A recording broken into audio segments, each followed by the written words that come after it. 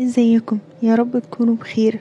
وصفتنا النهاردة لكل محبين الكوسة، واللي مش بيحبها هيحبها بالطريقة دي.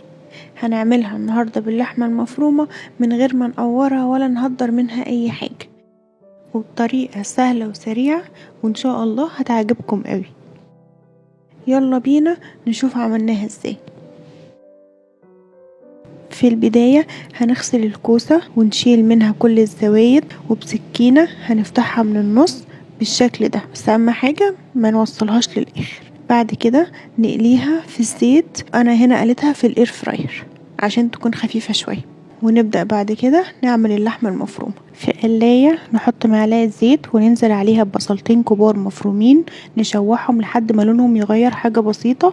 ننزل عليهم باللحمة المفرومة، نفضل نقلب فيهم لحد ما لونهم يبدأ يتغير معانا.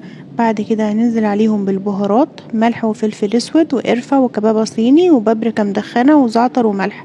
نقلبهم بقى ونسيب اللحمة لحد ما تستوي، مش بتاخد اكتر من ربع ساعة وهتكون خلصانة. بعد كده نبدأ نحضر الصلصة. ننزل بمكعب زبدة يسخن، ننزل عليه بمعلقة صغيرة توم، نقلبها، وبعدين نضيف عليها معلقة صغيرة كزبرة ناشفة. نفضل نقلب فيهم ونضيف معلقة كبيرة صلصة طماطم، وننزل عليهم بكوبين من عصير الطماطم الفريش. ونحط بقى البهارات بتاعتنا، ربع معلقة من الفلفل الاسود وبابريكا ونعناع ناشف وكبابة صيني، ونظبط الملح ونسيبها لحد ما تتسبك. وده شكل الكوسة بعد ما اتقلت. نجيب بقى صينية فرن ونبدأ نحشي الكوسة باللحمة المفرومة اللي كنا جهزناها قبل كده، وبعدين نرصها في الصينية بالشكل ده.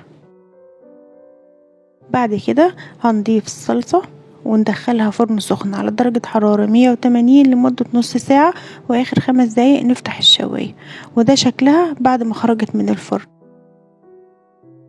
مش قادرة اوصف لكم بجد ريحتها كانت عاملة ازاي، ولا طعمها حاجة كده خرافة، حاجة كده زي السكر. بجد لازم تجربوها بنفسكم. اتمنى الوصفة تكون عجبتكم، ويلا لايك وشير للبوست، وبألف هنا وشفا مقدما على قلوبكم.